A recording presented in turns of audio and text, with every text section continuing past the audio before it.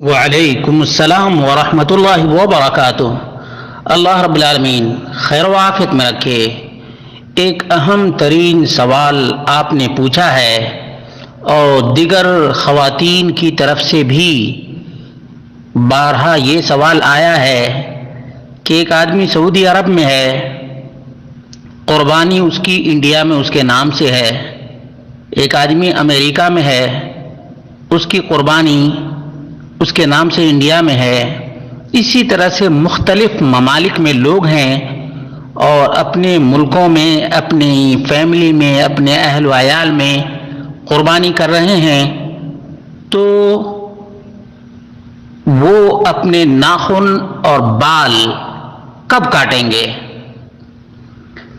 اس کا جواب دینے سے پہلے خصوصاً آپ کے لیے یہ بات ہے کہ آپ ہر سوال سے پہلے اور سلام سے پہلے بسم اللہ الرحمن الرحیم کہا کرتے ہیں، جو نبی مکرم صلی اللہ علیہ وسلم سے اور آپ کے صحابہ سے ثابت نہیں ہے، کیونکہ صحابہ کرام ڈائریکٹ سوال کیا کرتے تھے، بسم اللہ الرحمن الرحیم سے سوال کی شروعات نہیں کیا کرتے تھے، یہ بات یاد رکھیے آپ۔ اس لیے سلام کے بعد جو سوال ہے اپنا سوال پیش کریں۔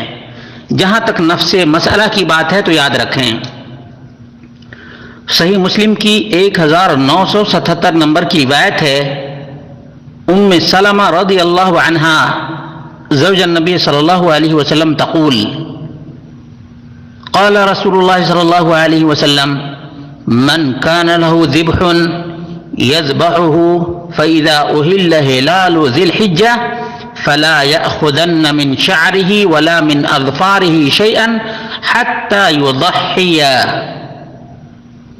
ام المومنین ام سلمہ رضی اللہ عنہ بیان کرتی ہیں کہ نبی مکرم صلی اللہ علیہ وسلم نے فرمایا، جس کی بھی قربانی ہو اور ذی الحجہ کا چاند نکل آئے تو نہ اپنے بال میں سے کچھ لے اور نہ ناخن تراشے، کب تک؟ یہاں تک کہ قربانی کر لے، یہاں تک کہ قربانی کر لے۔ معلوم یہ ہوا کہ جو امریکہ میں رہتا ہے، انڈیا میں قربانی ہے اس کی، تو جب تک اس کی قربانی نہیں کر دی جائے گی تب تک وہ ناخن اور بال وغیرہ نہیں کاٹے گا، چاہے کوئی گلف کنٹریز میں ہو اور اس کے نام سے قربانی انڈیا یا پاکستان میں ہو، تو اس وقت تک ناخن اور بال وغیرہ نہیں کاٹے گا جب تک اس کی قربانی نہ ہو جائے۔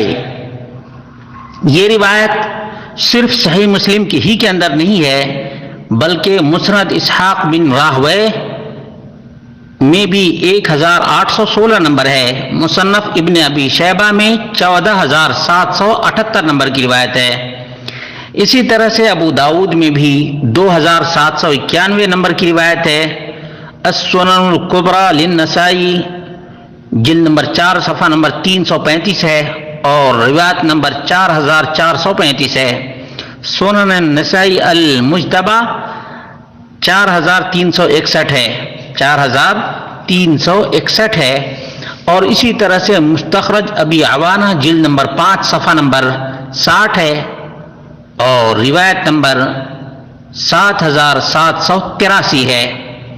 صحیح ابن حبان جلد نمبر 13 صفحہ نمبر 239 روایت نمبر 5917 ہے۔ اور اسی طرح سے مشکل الآثار اور دیگر کتب کے اندر بھی یہ روایت موجود ہے جو بالکل ہی آتھینٹک روایت ہے۔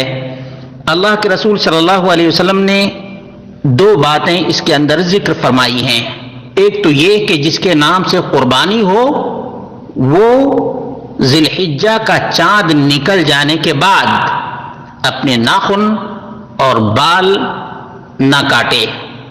نمبر 2، جب تک اس کی قربانی نہ ہو جائے، جب تک کہیں بھی کسی بھی ملک میں اس کے نام سے قربانی جب تک نہ ہو جائے تب تک وہ اپنے ناخن اور بال وغیرہ نہ کاٹے۔ یہ اہم ترین مسئلہ ہے جس کے بارے میں بارہا سوالات کیے جاتے ہیں اور مختلف جہات سے سوالات آتے ہیں، اس لیے اس مسئلہ کو اچھی طرح سے ازبر کر لیں کہ کوئی کہیں بھی ہو اور اس کے نام کی قربانی کسی بھی کنٹری اور کسی بھی ملک میں ہو، جب تک اس کے نام کی قربانی نہیں ہو جاتی ہے تب تک وہ اپنے ناخن اور بال وغیرہ نہیں کاٹے گا۔ واللہ اعلم بالصواب۔